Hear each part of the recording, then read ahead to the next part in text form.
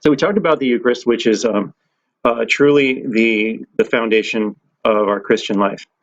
It's the source and summit, as the Catechism calls it, the greatest thing we have. But related to it, then, are these topics, which are distinctly Catholic, and all of these topics are attacked by Protestants. That's why we need to study them. All right, so first let's talk about the one true church that we call the Catholic.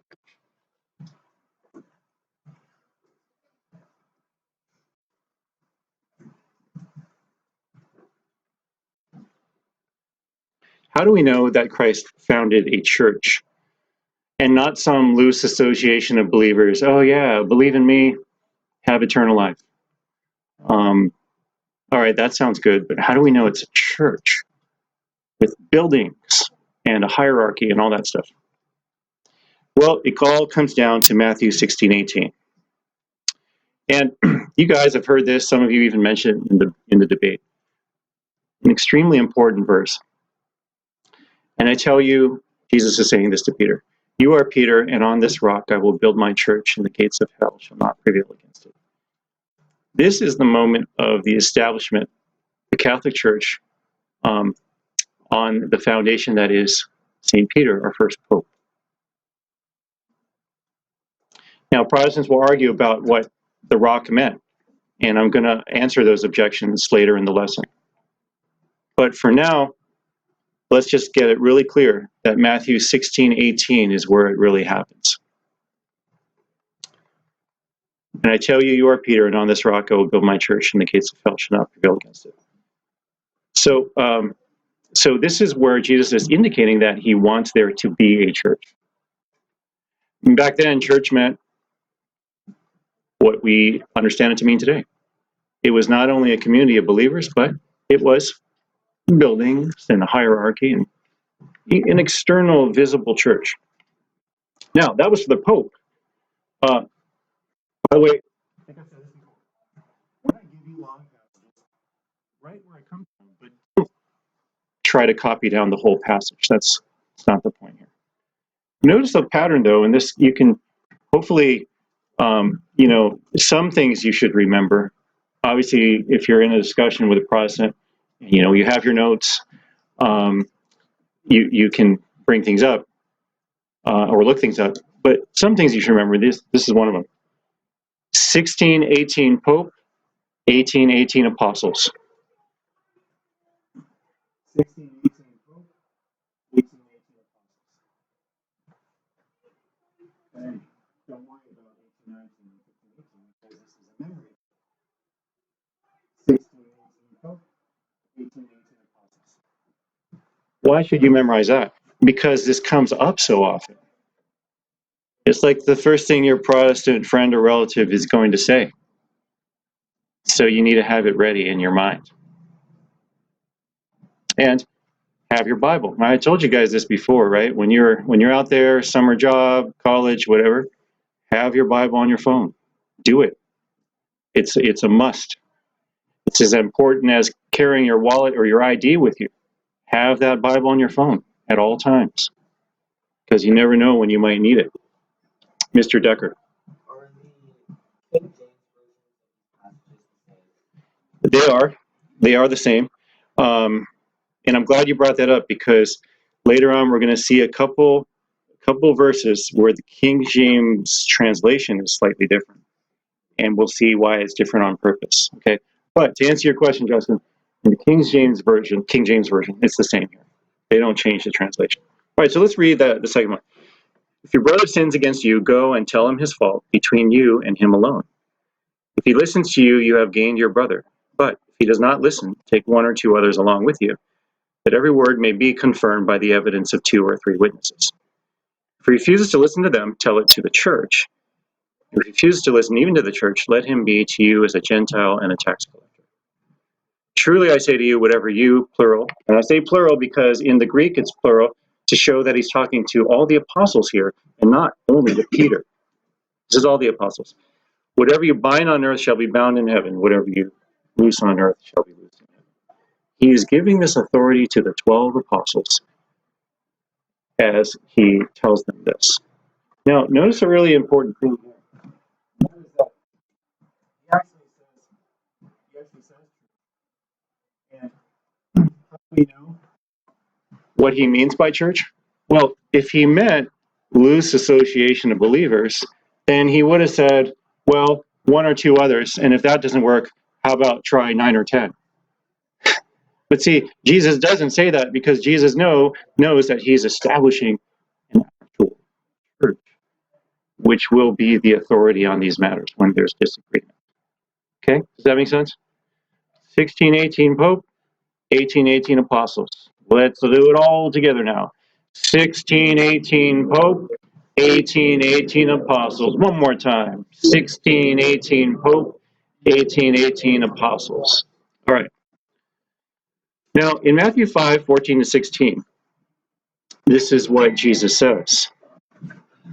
You are the light of the world. A city set on a mountain cannot be hidden. Nor do they light a lamp and then put it under a bushel basket. It is set on a lampstand where it gives light to all in the house. Just so your light must shine before others, that they may see your good deeds and glorify your heavenly Father. Again, this is most effective when there is a visible church, which we've already seen that he wanted to found. A visible church is the light. It's a city set on a mountain for all to see. If an invisible church were fine, loose association of believers, well, then there'd be no point in talking about a city on a mountain. The Catholic Church is that city that's set on a mountain for all to see. Now, a couple words about how the process is going to work for really you notice I'm going to be giving you a lot of scripture passages because this is Catholic apologetics where you're going to be arguing with Protestants, and they're all about the Bible.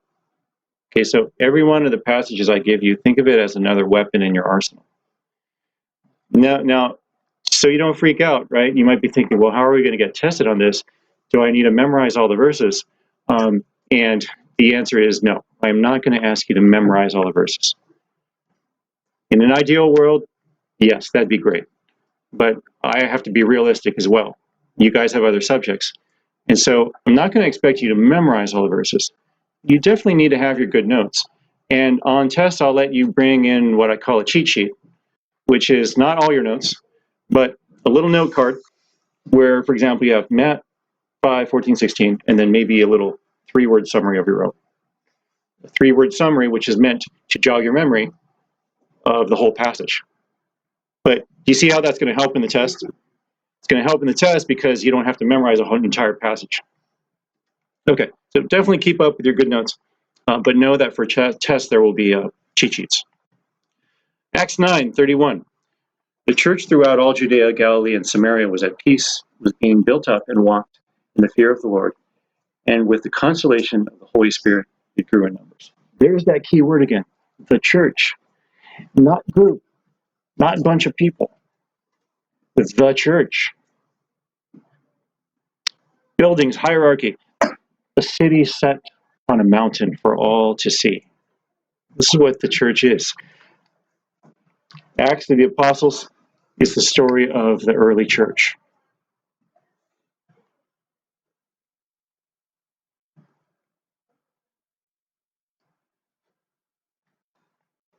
Acts 15:28 to 29.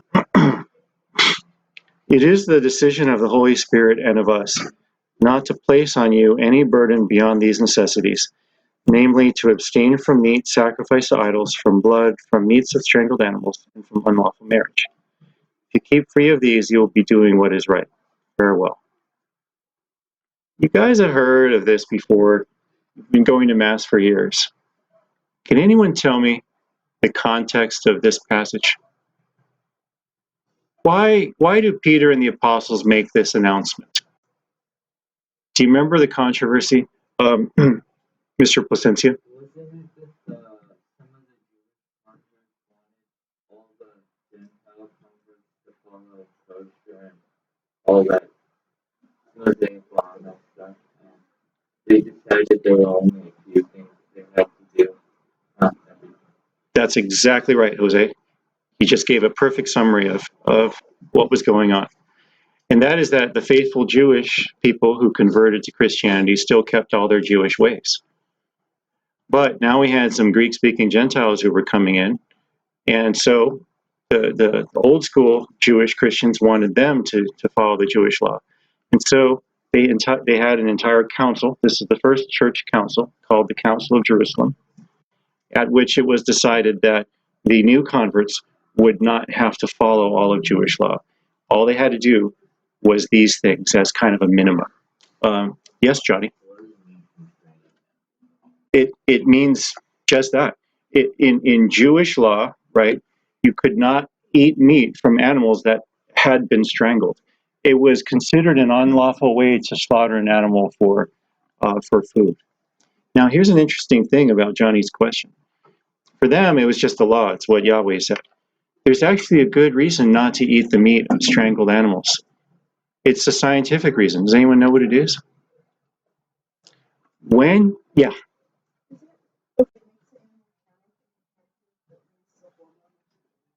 That's exactly right, Cassie. Exactly right.